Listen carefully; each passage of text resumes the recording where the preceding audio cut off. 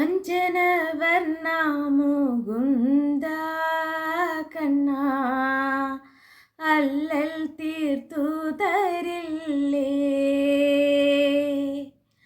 ആനന്ദമൂർത്തേ ഗോവിന്ദ കണ്ണ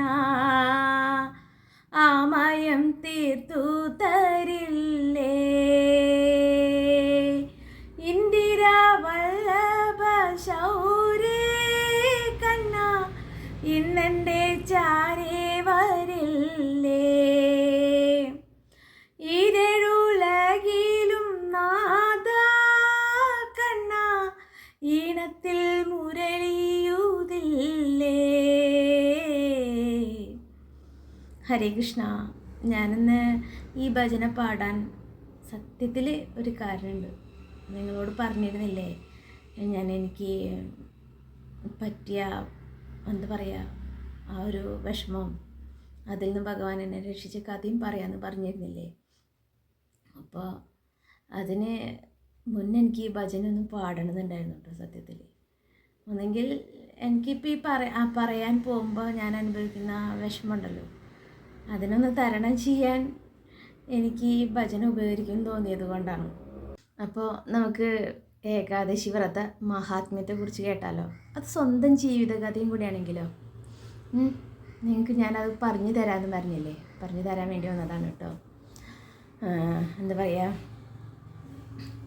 നമുക്ക് എല്ലാം ഉള്ളപ്പോൾ നമ്മൾ എന്താണ് എങ്ങനെയാണെന്നുള്ളതൊന്നും ചിന്തിക്കില്ല. എന്നെ സംബന്ധിച്ച് വെച്ചാൽ എൻ്റെ അച്ഛമ്മ ഏകാദശി വ്രതങ്ങളൊക്കെ എടുത്തിരുന്നു. അന്നൊക്കെ ഞാൻ ഏകാദശി വ്രതം ശിവരാത്രിയൊക്കെ എടുത്തിരുന്നു. പക്ഷെ അതിൻ്റെ മഹത്വം ഒന്നും അറിഞ്ഞിട്ടല്ല, കുട്ടിക്കാലല്ലേ, അന്നൊന്നും എടുത്തിരുന്നതൊന്നും. പിന്നെ വളർന്ന് കല്യാണമൊക്കെ കഴിഞ്ഞു, കുടുംബ പ്രാരാബ്ധമായി. അപ്പോൾ അതിലിടയ്ക്ക് എല്ലാ ഏകാദശികളൊക്കെ എടുക്കൽ നിർത്തിവെച്ചു. പ്രധാനപ്പെട്ട ഏകാദശികൾ മാത്രം, ശിവരാത്രി അങ്ങനെ മാത്രം എടുക്കലായി.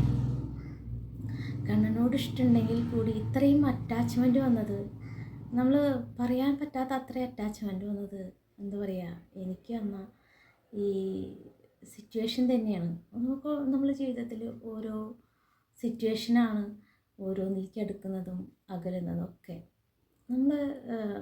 നമുക്ക് ഭഗവാനോട് അടുക്കും തോറും നമ്മൾക്ക് എന്താ പറയുക, ഓരോ വിഷമത്തിനെയും നമ്മൾ തരണം ചെയ്യേണ്ടി വരും.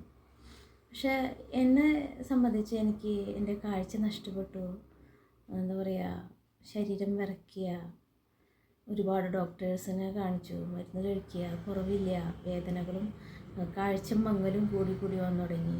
ലാസ്റ്റ് കോയമ്പത്തൂർ പോയി. കോയമ്പത്തൂരിൽ നിന്ന് മരുന്ന് കഴിക്കുമ്പോൾ ഒരു ആശ്വാസം ഉണ്ടായിരുന്നു.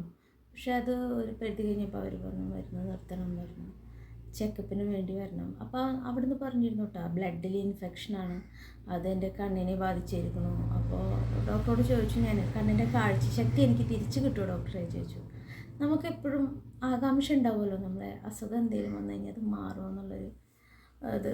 അപ്പോൾ ഡോക്ടർ പറഞ്ഞു നഷ്ടപ്പെട്ടത്, ഭയങ്കര വിഷമത്തിൽ പറഞ്ഞു, നഷ്ടപ്പെട്ടത് കിട്ടില്ല, നമുക്കുള്ളതിനെ പോവാതെ നിലനിർത്താനേ പറ്റുള്ളൂ എന്നാണ്. അപ്പോൾ എനിക്ക് സത്യത്തിൽ സങ്കടമായിട്ടോ.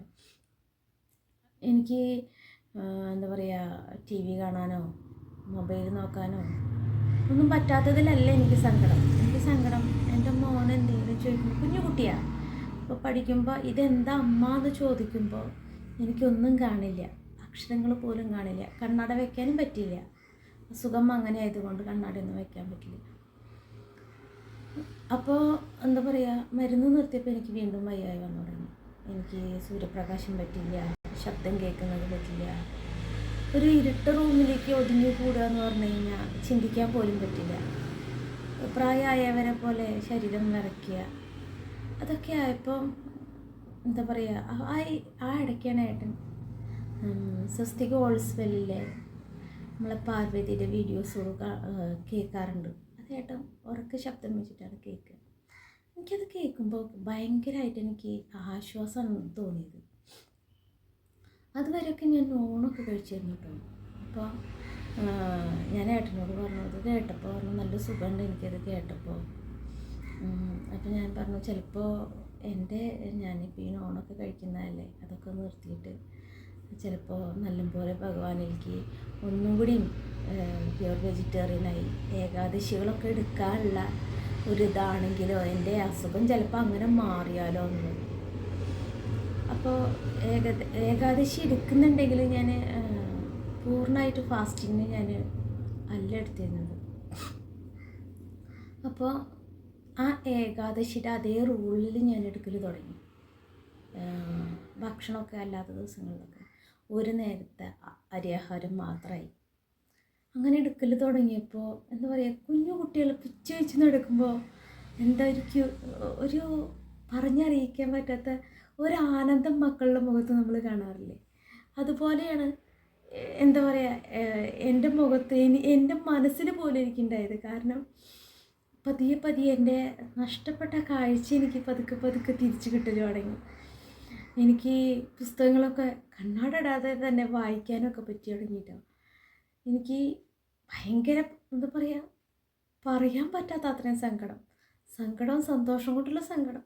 എനിക്കിതിപ്പോൾ പറയാൻ പോലും എനിക്ക് സത്യം പറഞ്ഞു കഴിഞ്ഞാൽ എനിക്ക് സങ്കടം വരുന്നുണ്ട്. അത് എന്താ പറയുക, ആ അനുഭവിച്ച ഫീലിംഗാണ്. അതുകൊണ്ടാണ് ഞാൻ ഇത്രയും ദിവസം ഗ്യാപ്പ് ഇട്ടത്. കാരണം എന്താ വെച്ച് കഴിഞ്ഞാൽ എനിക്കിത് ആരോടെങ്കിലും പറയുമ്പോൾ പോലും എനിക്ക് ഭയങ്കരമായിട്ട് ഫീൽ ചെയ്യും. അപ്പോൾ കാഴ്ച ഓരോ ഏകാദശി കഴിയും തോറും എൻ്റെ കണ്ണിനിങ്ങനെ കാഴ്ച കിട്ടി തുടങ്ങി. ഇപ്പോൾ എന്താ പറയുക, ഒരു ലൈൻ പോലെ, ഒരു ബ്ലാക്ക് ഒരു ലൈൻ പോലെ മാത്രമേ ഉള്ളൂ. ബാക്കി എൻ്റെ കണ്ണിന് കാഴ്ചയൊക്കെ എനിക്ക് എൻ്റെ കണ്ണൻ തന്നു കേട്ടോ, തിരിച്ചു തന്നു. എൻ്റെ തലയിലത്തെ വേദന മാറ്റി തന്നു. ഇപ്പോൾ എനിക്ക് അത്തരം വേദനകളോ ഒന്നുമില്ല. സാധാരണ മനുഷ്യന്മാർക്ക് വരുന്ന എന്താ പറയുക തലവേദന അങ്ങനെയൊക്കെയുള്ളൂ, അല്ലാതെയുള്ള പ്രശ്നങ്ങളൊന്നുമില്ല. ഒന്നിനും വേണ്ടി ഞാൻ ഇന്നും ഒരു മരുന്നും കഴിക്കുന്നില്ല. അതിന് ഇന്ന് എന്താ എൻ്റെ കണ്ണനോട് എത്ര നന്ദി പറഞ്ഞാലും മതിയാവില്ല. സദാ എൻ്റെ കൂടെ ഉണ്ടെന്ന് എനിക്ക് നന്നായിട്ട് അറിയാം എൻ്റെ കണ്ണൻ. എന്തായാലും എൻ്റെ ഭഗവാനോട് എന്താ പറയുക, ഹൃദയം നിറഞ്ഞ നന്ദി എത്ര പറഞ്ഞാലും മതിയാവില്ല. ഹരേ കൃഷ്ണ, ജയ ശ്രീ രാധേ രാധേ.